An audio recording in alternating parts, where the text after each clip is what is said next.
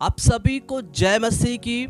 मैं प्रभु यीशु मसीह को धन्यवाद देता हूँ, उसने मुझे जीवित रखा और आज का वीडियो को बनाने के लिए प्रभु ने ऐसा सुंदर अवसर दिया। और आप सभी प्रिय भाई और बहन और जो मुझसे बड़े हैं सभी को इस वीडियो में पिता पुत्र पवित्र आत्मा के नाम से मैं स्वागत करता हूं। आज हम सभी एक अद्भुत बातें और प्रकाशन की बातें और हालेलुया सामर्थ की बातें पवित्र वचन से सीखने जा रहे हैं। हालेलुया, इस वीडियो को शुरू से लेकर अंत तक देखिए। परमेश्वर हालेलुया आपसे बात करने के लिए जा रहा है। मेरे प्रियो, आज हम सीखेंगे श्राप क्या है और श्राप आने का 5 कारण हम पवित्र बाइबल से जानेंगे। सबसे पहले श्राप क्या है? श्राप अभिशाप बद्दुआ को दर्शाता है। और जब हम व्यवस्था विवरण 30 अध्याय का 19 पद यदि हम पढ़ते हैं, लिखा है परमेश्वर ने मनुष्य के सामने आशीष और श्राप रख दिया है, जीवन और मरण रख दिया है कि मनुष्य उसका चुनाव करे। इसीलिए परमेश्वर ने अदन की वाटिका में जीवन का पेड़ और भले बुरे पाप का पेड़ को लगाया था कि आदम और हवा किसी एक पेड़ का चुनाव करें। लेकिन बहुत ही दुख की बात यह है कि परमेश्वर ने आज्ञा देने के बाद भी, प्रभु ने आज्ञा दिया था, आज्ञा देने के बाद भी उन्होंने भले बुरे ज्ञान का पेड़ का चुनाव किए और वे पाप में गिर गए और श्राप उनके जीवन में आया, बीमारी उनके जीवन में आया, दुख उनके जीवन में आया। किस कारण से?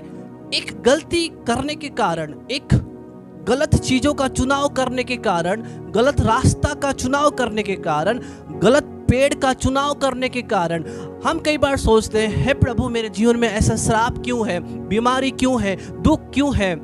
मेरे प्रिय भाई और बहन, मैं आप सभी को बताना चाहता हूँ, गलत चीजों का चुनाव करने के कारण, गलत रास्ता में जाने के कारण हमारे जीवन में श्राप आता है।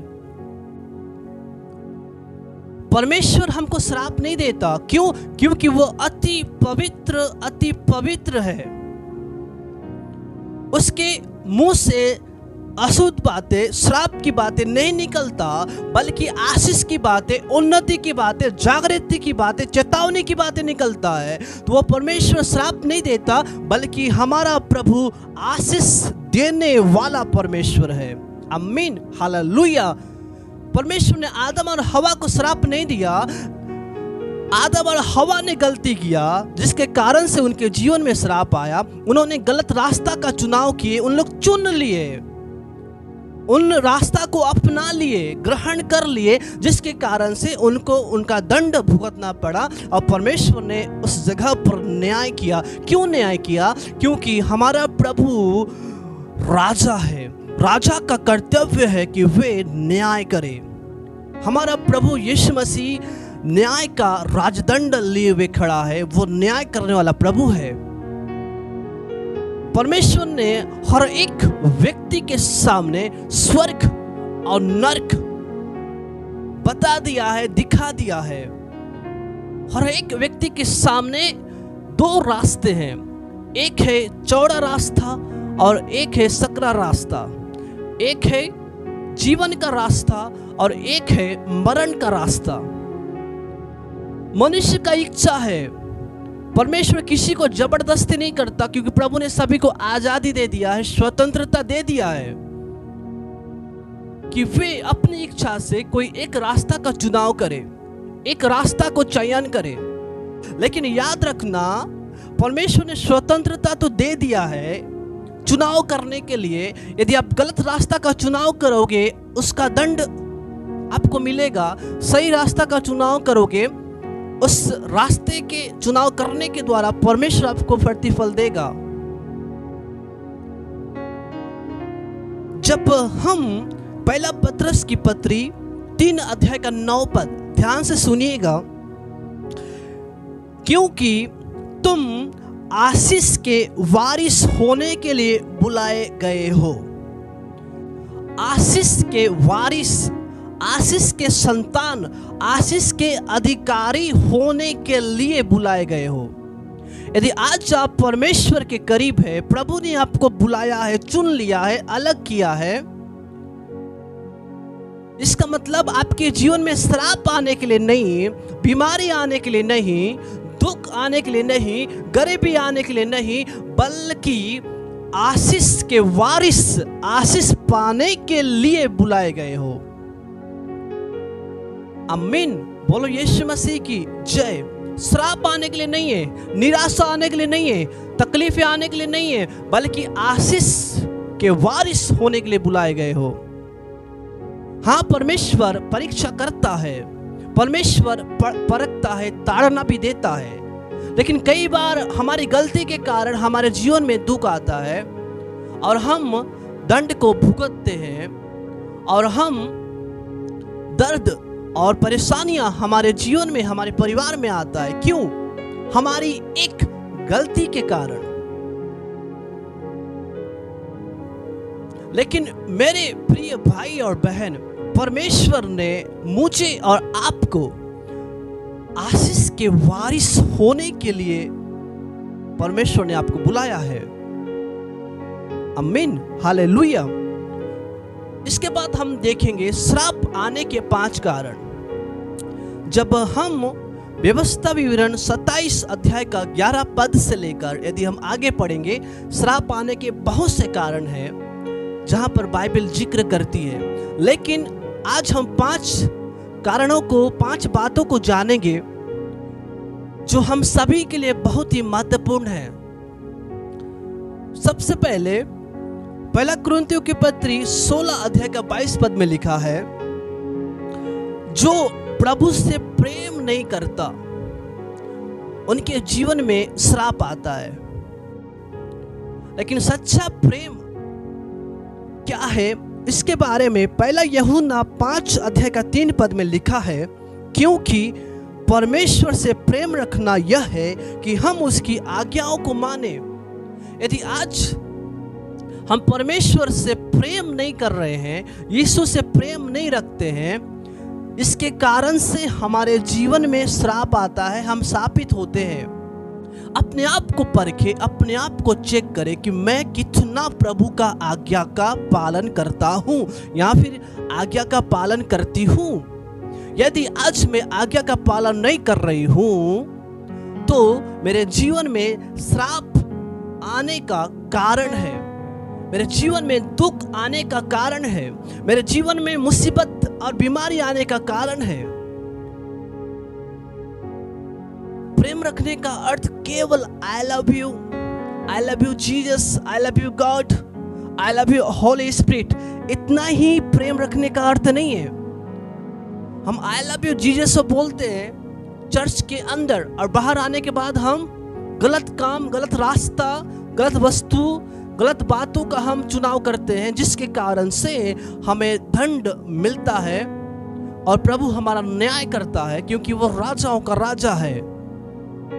प्रेम रखने का अर्थ यह है मेरे प्रिय भाई और बहन, सुनिए, आज के वीडियो को देखने वाले तमाम लोगों, परमेश्वर का वचन आपसे बात कर रहा है। प्रेम रखने का अर्थ यह है कि हम उसकी आज्ञाओं का पालन करें।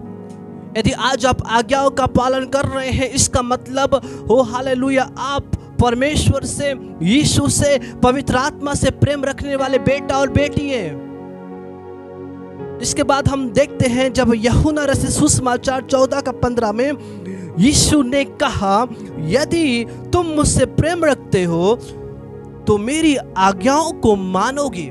प्रभु ने कहा, यीशु ने कहा, यदि आप परमेश्वर से प्रेम रखते हैं तो उसकी आज्ञाओं को मानेंगे।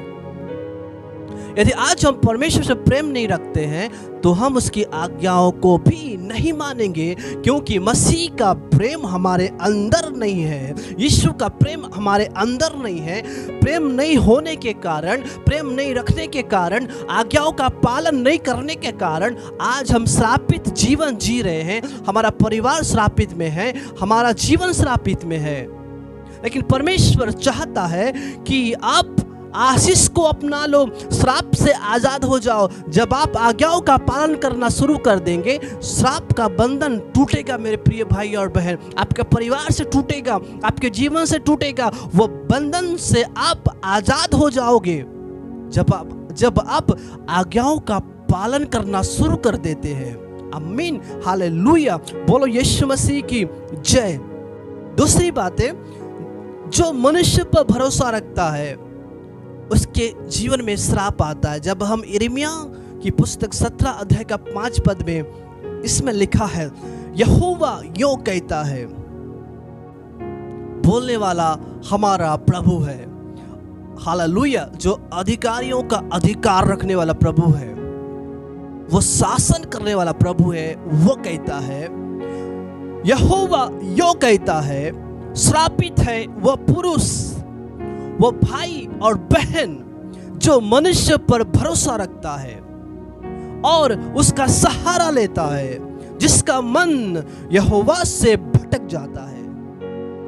यहाँ पे यहोवा कहता है कि जो मनुष्य पर भरोसा रखता है, जो मनुष्य पर विश्वास करता है, वो श्रापित है, और जो उसका सहारा लेता है, जिसका मन यहोवा से भटक जाता है, यहोवा से अलग हो जाता है।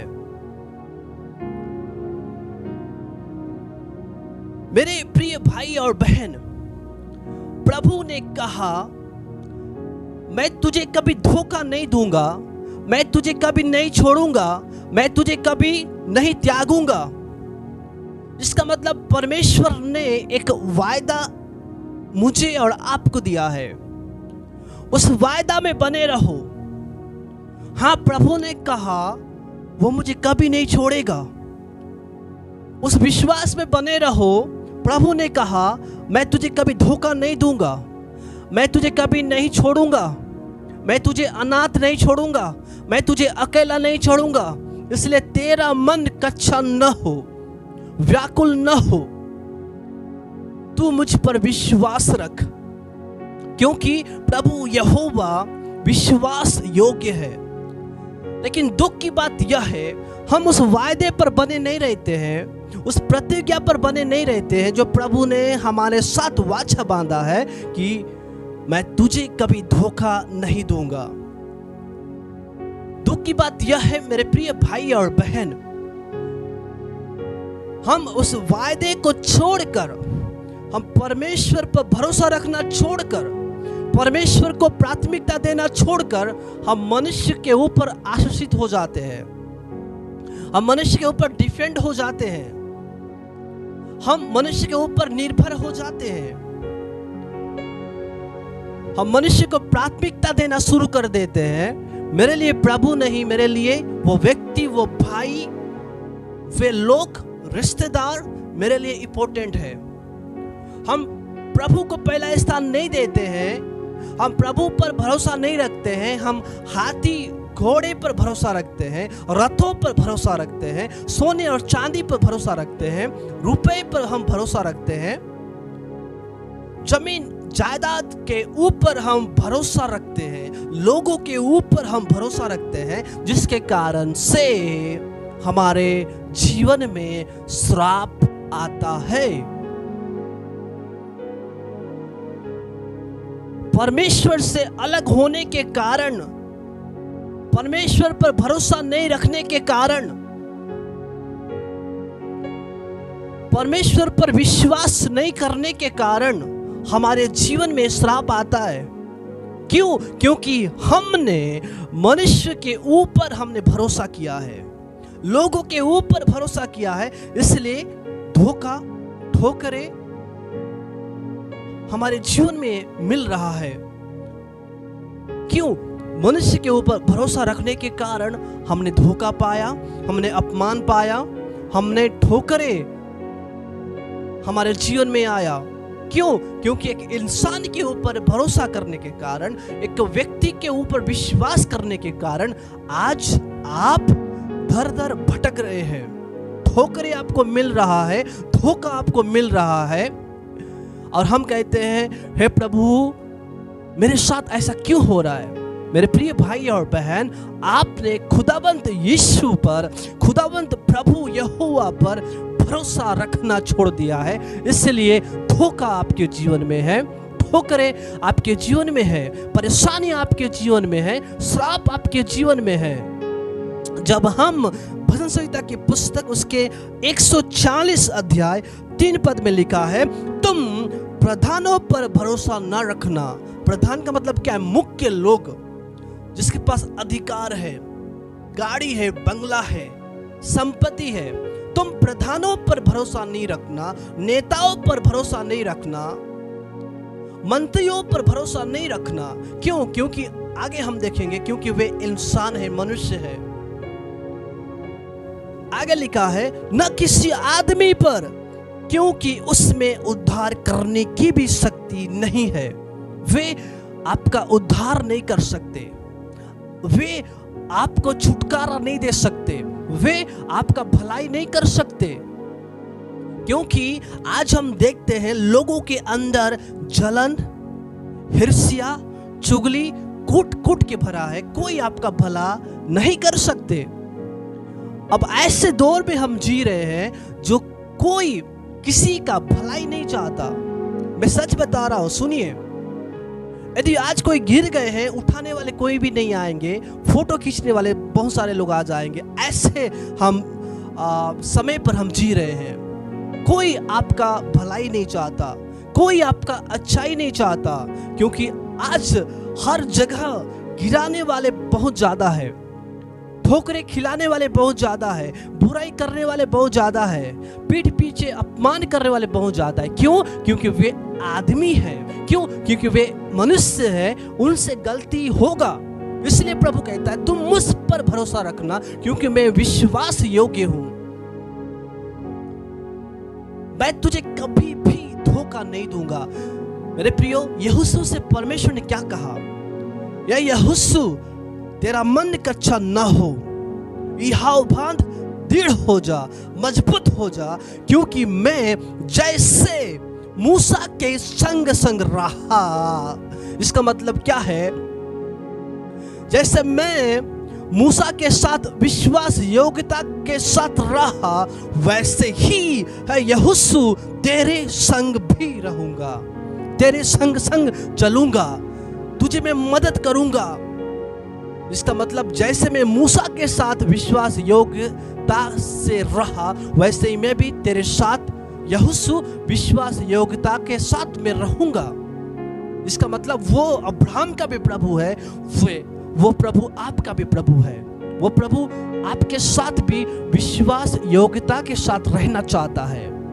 लेकिन हम प्रभु को छोड़कर, प्रभु पर निर्भर होना छोड़कर हम मनुष्य पर निर्भर होते हैं कि वो मेरे लिए इंपॉर्टेंट है, वे मेरे लिए फेवरेट है, वे मेरे लिए महत्वपूर्ण है, उसके बिना कुछ नहीं हो सकता।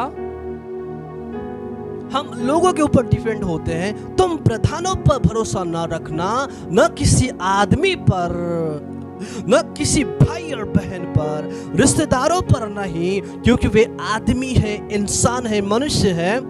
क्योंकि उसके अंदर, मनुष्य के अंदर, इंसानों के अंदर उद्धार करने की भी शक्ति नहीं है।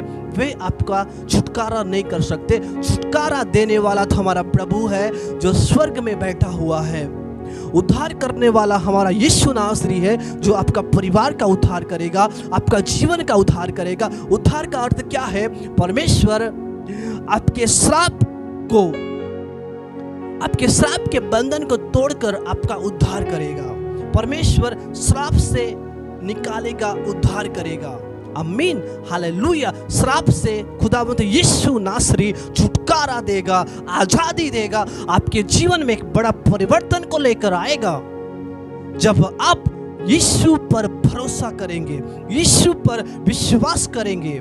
आमीन। क्योंकि आप श्राप के वारिस होने के लिए नहीं, आशीष के वारिस होने के लिए बुलाए गए हैं। परमेश्वर का संतान होने के लिए, प्रभु का बेटा और बेटी बनने के लिए बुलाए गए हैं। इसके बाद हम देखते हैं जी 4 पद में, उसका भी प्राण निकलेगा। किसका? इंसानों का, प्रधानों का, आदमियों का, मनुष्य का प्राण निकलेगा। वे युगानिक जीवित नहीं रहेंगे, हमेशा आपके साथ खड़े नहीं रहेंगे। क्यों? क्योंकि उनका भी प्राण निकलेगा जिस पर आप भरोसा करते हैं। उस आदमियों का भी प्राण निकलेगा, मनुष्य का प्राण निकलेगा जिस पर आप निर्भर रहते हैं। आगे लिखा है वह भी मिट्टी में मिल जाएगा। क्यों? क्योंकि मनुष्य मिट्टी के द्वारा तैयार किया गया है। परमेश्वर ने इंसान को मिट्टी के द्वारा बनाया, इसलिए वह मिट्टी में मिल जाएगा। उसका भी प्राण निकलेगा, वह भी मिट्टी में मिल जाएगा। उसी दिन उसकी सब कल्पनाएं नष्ट हो जाएगी। 5 पद को हम गौर करेंगे। क्या ही धन्य वह है जिसका सहायक याकूब का परमेश्वर है, इस्राएल का परमेश्वर है। आगे लिखा है मेरे प्रिय भाई और बहन, और जिसका भरोसा अपने अपने परमेश्वर यहोवा पर है। किस पर? प्रधानों पर नहीं, इंसानों पर नहीं, मनुष्य के ऊपर नहीं, धन दौलत के ऊपर नहीं, सोने और चांदी के ऊपर नहीं। जिसका भरोसा अपने परमेश्वर यहोवा पर है, वे धन्य लोग हैं, वे आशीषित लोग हैं, वे उद्धार पाए हुए लोग हैं। और हालेलुया, परमेश्वर जिसका सहायक है, सहायता करने वाला खुदावंत यहोवा यीशु नासरी है, वे आपका मदद करेगा। आमीन, हालेलुया। जिसका भरोसा अपने परमेश्वर यहोवा पर है। इसका मतलब मेरे प्रियो, हमें प्रभु पर भरोसा रखना है। इंसानों पर भरोसा रखने के कारण से हमारे जीवन में श्राप आता है और हम श्रापित जीवन जीते हैं। आगे हम देखते हैं यशायाह 26 अध्याय का 4 पद में, यहोवा पर सदा भरोसा रख, क्योंकि प्रभु यहोवा सनातन चट्टान है। बाइबल का परमेश्वर कहता है, इंसानों पर नहीं, आदमियों पर नहीं, प्रधानों के ऊपर नहीं, मंत्रियों के ऊपर नहीं, लिखा है यहोवा पर सदा हमेशा भरोसा रख। हम केवल रविवार को भरोसा रखते हैं। हालेलुया, प्रभु मैं तेरे बिना नहीं जी सकता, केवल तू ही आधार है, तू ही मेरे लिए सब कुछ है। चर्च से निकलने के बाद हम पैसा को सब कुछ मानते हैं, व्यक्तियों को सब कुछ मानते हैं, हम लोगों के ऊपर निर्भर होना शुरू हो जाते हैं। और चर्च में हम बहुत ही पवित्रता के साथ हम खुदा की आराधना करते हैं। अच्छी बात है, आप आराधना करें, लेकिन आपका भरोसा परमेश्वर पर सदा, केवल रविवार और फ्राइडे को नहीं। सदा का मतलब क्या है? हर दिन, साल के 365 दिन हमेशा भरोसा रखना, सदा भरोसा रखना, जीवन भर, जब तक आपके जीवन में जान है तब तक यहोवा पर सदा हमेशा भरोसा रखना। क्यों? क्योंकि प्रभु यहोवा जिस पर आपने भरोसा किया है वो सनातन चट्टान है। इसका मतलब क्या है मेरे प्रिय भाई और बहन? सनातन चट्टान है, चट्टान है, वो पहाड़ के समान, चट्टान के समान आपके साथ, आपके पास खड़ा रहेगा। आपकी मुसीबत में वो चट्टान काम आएगा, आपके परेशानियों में, आपके दर्द में, आपके आंसू में वो चट्टान आपके साथ सहायता करने के लिए, मदद करने के लिए खड़ा रहेगा। वो चट्टान कौन है? वो चट्टान प्रभु यहोवा है, यीशु नासरी है। वो आपको कभी भी अकेला नहीं छोड़ेगा। क्यों? क्योंकि वायदे के अनुसार हालेलुया यहोवा प्रभु काम करने वाला है। मनुष्य बोलेंगे जरूर, मनुष्य बोलेंगे, लेकिन करेंगे नहीं, नहीं करेंगे धोखा देंगे। मेरे प्रियो, विश्वास योग्य यीशु है, विश्वास योग्य प्रभु है। प्रभु के सामने घुटने टेको, दरवाजा को बंद करो। यीशु ने कहा जब तू कोठरी में जाए दरवाजा बंद कर, घर के लोग न सुने, गांव के लोग न सुने, पड़ोसी न सुने। दिल की बातें खुदावंत से खोल कर कहो, ताकि गुप्त में रहने वाला हमारा प्रभु हमारी प्रार्थनाओं को सुने, हमारा दिल की बातें सुने। आमीन, हालेलुया। लेकिन हम तो भाई साहब प्रभु के सामने तो नहीं बोलते हैं, लेकिन लोगों के सामने हम बोल डालते हैं, पूरा निकाल कर उनके सामने रख देते हैं, और वही लोग आगे जाके हमारे लिए ठोकर का कारण बनते हैं। और इतना ही नहीं, हमारे जीवन में श्राप भी आता है, क्योंकि हमने प्रभु को नहीं बताया, हमने लोगों को बताना शुरू कर दिया। परमेश्वर चाहता है कि हम लोगों को न बताए। हालेलुया। हमारा प्रभु जो जीवित है, वैज्ञानिक रहने वाला प्रभु है, उस जीवित ईश्वर के सामने अपने मन की बातें खोल कर कहे। जो कुछ भी दिल में दर्द है, दुख है, निराशा है, तकलीफें हैं, अपने पति को बताने से पहले, अपने पत्नी को बताने से पहले, अपने सास को बताने से पहले, अपने बच्चों को बताने से पहले, अपने पास्टर को बताने से पहले, कलीसिया के लोगों से बताने से पहले, पड़ोसी को बताने से पहले, खुदावंत यीशु मसीह पर बताओ, यीशु को बताओ, परमेश्वर को बताओ, ताकि हालेलुया वो चट्टान आपके साथ खड़ा रहे। क्यों खड़ा रहेगा? क्योंकि आपने मनुष्य पर भरोसा नहीं किया, आपने यीशु पर भरोसा किया है। आमीन, बोलो यीशु मसीह की जय। तीसरा कारण हम देखते हैं, यहोवा का काम आलस्य से करने के द्वारा हमारे जीवन में श्राप आता है। यिर्मयाह 48:10 में लिखा है, श्रापित है वह जो यहोवा का काम आलस्य से करता है। यहोवा का काम क्या है?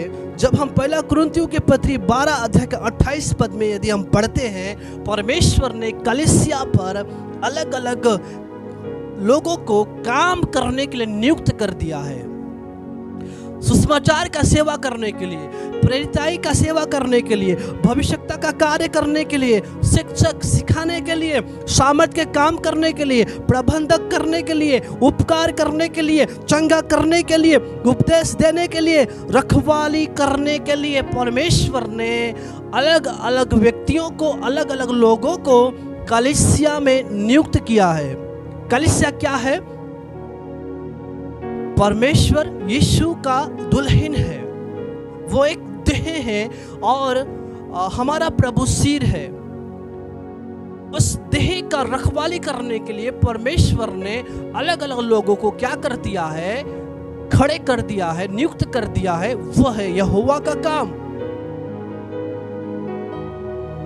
और जो व्यक्ति उस काम को आलस्य से करता है, आलसीपन के साथ करता है, मनमाना के साथ करता है, उसके जीवन में श्राप आता है। परमेश्वर ने रखवाली करने के लिए सौंपा है, ताकि उन भेड़ों का रखवाली करे, उन प्रजा का रखवाली करे, परमेश्वर की, यीशु की दुल्हन का रखवाली करे। जब हम यूहन्ना रचित सुसमाचार उसके 10 अध्याय का हम पढ़ेंगे जी, 12 पद मैं आप सभी के लिए पढ़ना चाहूंगा।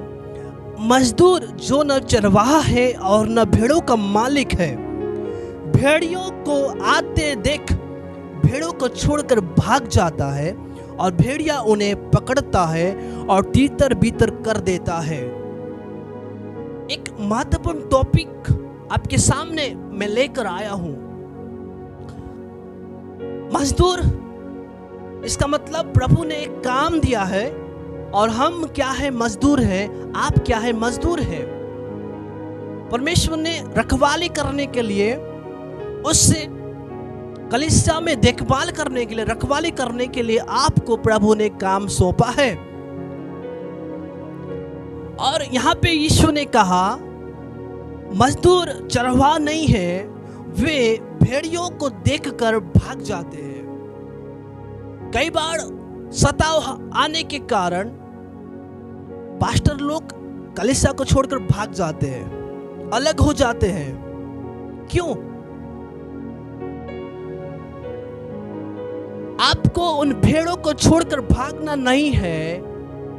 बल्कि प्रभु ने काम दिया है उसे हालेलुया जोश के साथ, हिम्मत के साथ उस काम को पूरा करना है। इसका मतलब हम आत्मिक क्षेत्र में आलसीपन में पाए जाते हैं।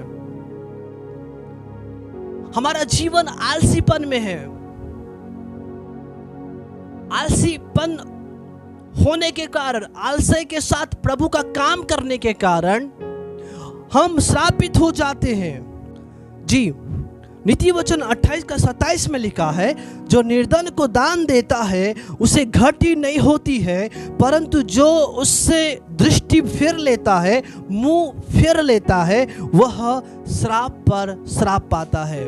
इसका मतलब गरीबों को दान नहीं देने के कारण, अनाथों को दान नहीं देने के कारण, विधवाओं को दान नहीं देने के कारण, निर्धनों को दान नहीं देने के कारण हमारे जीवन में क्या आता है? श्राप आता है। आज इसी के बारे में हम सीख रहे हैं। यदि हम गरीबों को नकारते हैं, है गरीब तू गरीब है, भिखारी है, हट, हम भगा देते हैं, अपमान करते हैं, निंदा करते हैं, बदनाम करते हैं और ढकेल देते हैं और मुंह फेर लेते हैं, मेरे सामने मत आ, मैं अच्छा व्यक्ति हूं, मेरा शर्ट और पैंट बहुत अच्छा है, मैं रईस व्यक्ति हूं, मैं टिप टॉप व्यक्ति हूं, मैं एक पहुंचा हुआ व्यक्ति हूं, मैं एक मान्य व्यक्ति हूं, मैं एक अधिकारी हूं, मैं एक पदधारी हूं। और उस कंगाल, भिखारी, निर्धन को तुच्छ जानते हैं और उन्हें भगा देते हैं। क्यों? हमारे पास 10 रुपया देने के लिए भी नहीं है, तो आप कैसे रईस और कैसे आप अमीर हो सकते हैं? एक इंसान का कद्र नहीं कर रहे हैं, एक इंसान को आप नहीं समझ रहे हैं, वह भी तो प्रभु का बेटा है, क्योंकि परमेश्वर ने उसे भी बनाया है और प्रभु ने आपको भी बनाया है। हम क्यों उस इंसान का कद्र नहीं कर रहे हैं? उन इंसान को क्यों नहीं समझ रहे हैं? उनका हालात देखो, उनका परिस्थितियों को देखो। पहनने के लिए कपड़े नहीं है, खाने के लिए रोटी नहीं है, रहने के लिए घर नहीं है, फुटपाथ में रहते हैं, नालियों के किनारे सोते हैं, कहाँ कहाँ नहीं सोते हैं, ओढ़ने के लिए कंबल नहीं है। मैं उन धन्यवाद देता हूं उन भाई और बहनों को जो कंबल बांटते हैं, वस्त्र बांटते हैं और खाना भी बांटते हैं। परमेश्वर आपको आशीष देगा। लेकिन कई बार कुछ लोग उनका अपमान, उनका निंदा, तिरस्कार करते हैं, भिखारी समझकर भगा देते हैं। नहीं देने के कारण हमारे जीवन में क्या आ रहा है? श्राप पर श्राप, डबल। पहले तो 1 गुना था, अब 2 गुना श्राप आ गया है। और हम श्राप के नीचे हैं, श्राप ऊपर है और श्राप हमको क्या कर रहा है? दबा रहा है। हम दबते चले जा रहे हैं। श्राप पर श्राप आता है। निर्धन को दान नहीं देने के कारण, निर्धन से मुख फेर लेने के कारण, दृष्टि फेर लेने के कारण वह श्राप पर श्राप पाता है। यदि आज आप निर्णय ले, हे प्रभु, मैंने जो कुछ भी किया मुझे माफ कर, अब मैं गरीबों को दान दूंगा। जरूरी नहीं है कि आप 1000 रुपया ही दो, जितना आपके पास है हो सके। लिखा है नीति वचन 3 का 27 में, जिनका भला करना चाहिए, यदि तुझ में शक्ति है, जितना आपके पास आप दे सकते हैं, जितना आपके पास है और आप दे सकते हैं, उतना शक्ति है, उनका भला करने से न रुकना। मतलब भला करना। आपके पास 1 रुपया भी है, उनको देना। 10 रुपए है, देना। आप दे तो रहे हैं ना। 100 रुपए है, देना। 1000 है, देना। 10,000 है, देना। जितना हो सके उतना। जब आप देना शुरू कर देंगे, जो श्राप आपको दबा रहा है ना, वो श्राप नहीं दबाएगा। यीशु का अनुग्रह आपको उठाएगा, यीशु का सामर्थ आपको उठाएगा, यीशु का अभिषेक आपको उठाएगा।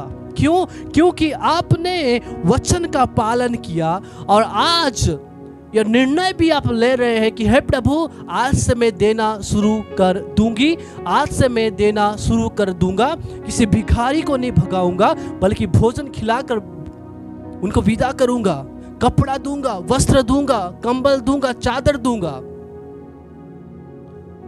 ऐसा निर्णय यदि आप लेते हैं, आपके जीवन में श्राप पर श्राप नहीं, आशीष पर आशीष आएगा। आमीन। अनुग्रह पर अनुग्रह आएगा, भलाई पर भलाई आएगा, जीवन भर भलाई आपके साथ साथ बना रहेगा। क्यों? क्योंकि चट्टान आपके साथ है, यीशु आपके साथ है। हालेलुया, बोलो यीशु मसीह की जय। पांचवी और लास्ट बातें हम सीखने के लिए जा रहे हैं। व्यवस्था विवरण 27 अध्याय का 16 पद में, जो माता और पिता को तुच्छ जानता है वह श्रापित है। जो माता और पिता को तुच्छ जानता है, अपमान करता है, अपमान करने के द्वारा उनके जीवन में, उनके जिंदगी में श्राप आता है। नीति वचन 20 अध्याय का 20 पद में लिखा है, जो अपने माता और पिता को कोसता है, श्राप देता है। आज के जवान बच्चों को देखिएगा, जवान भाई और बहनों को देखिएगा, मैं आपको नहीं बोल रहा हूं, कुछ ऐसे लोग हैं जो अपने जन्माए हुए माता और पिता को गाली देते हैं, मारते हैं, पीटते हैं, अपमान करते हैं और बहुत सारे बातों को बोलकर उनको बदनाम करके नीचे गिराकर बात करते हैं। लेकिन कुछ ऐसे बच्चे हैं जो माता पिता का नाम को रोशन करते हैं, माता पिता को आदर और सम्मान देते हैं। सुनिए, माता और पिता को तुच्छ, अपमान करने वाले, कोसने के कारण, गाली देने के कारण, अपमान करने के कारण आज उनके जीवन में श्राप है, श्राप का जिंदगी जी रहे हैं। अपमान करने के कारण लिखा है, जो कोसता है उसका दिया, उसका जिंदगी बुझ जाता है, खत्म हो जाता है, नष्ट हो जाता है और घोर अंधकार हो जाता है। इसलिए कुछ जवानों का भविष्य दिखाई नहीं देता कि आगे जाके मैं क्या करूंगा, क्या करूंगी। क्यों? क्योंकि घोर अंधकार आ गया है। आप अपने लाइफ के बारे में नहीं देख सकते, अपने लाइफ के बारे में नहीं सोच सकते। क्यों? अपने माता और पिता का अपमान करने के कारण, तुच्छ समझने के कारण। सुनिए, नीति वचन 23 का 22 में लिखा है, अपने जन्माने वाले पिता की सुनना, और जब तेरी माता बूढ़ी हो जाए तब भी उसे तुच्छ न जानना। लेकिन जब आप बड़े हो जाते हैं, नौकरी करना शुरू कर देते हैं, पैसा आ जाता है, धन आ जाता है, सोना और चांदी, गाड़ी और बंगला आ जाता है, कुछ लोग अपने माँ बाप को नौकर समझते हैं, गाली देते हैं। क्यों? क्योंकि आप बड़े हो गए। क्यों? आपको पद मिला, पैसा मिला। पैसा आपको साथ नहीं देगा। यदि आज आपके पास पैसा है, धन दौलत है, माता पिता नहीं है ना, आपके पास कुछ भी नहीं है। किसी बड़े बुजुर्ग लोगों ने कहा है, माता पिता एक पेड़ के समान हमारे जीवन में छाया देते हैं। छाया हट जाएगा ना, आपका जिंदगी तबाह हो जाएगा। बाइबल में लिखा है, घोर अंधकार हो जाएगा। कुलुस्सियों 3 का 20 में भी लिखा है, अपने माता और पिता का आदर करना। बाइबल हमें बतलाती है, मेरे प्रिय भाई और बहन, आज हमने बहुत सारे बातों को सीखा और 5 बातों को सीखा जिसके कारण से हमारे जीवन में श्राप आता है।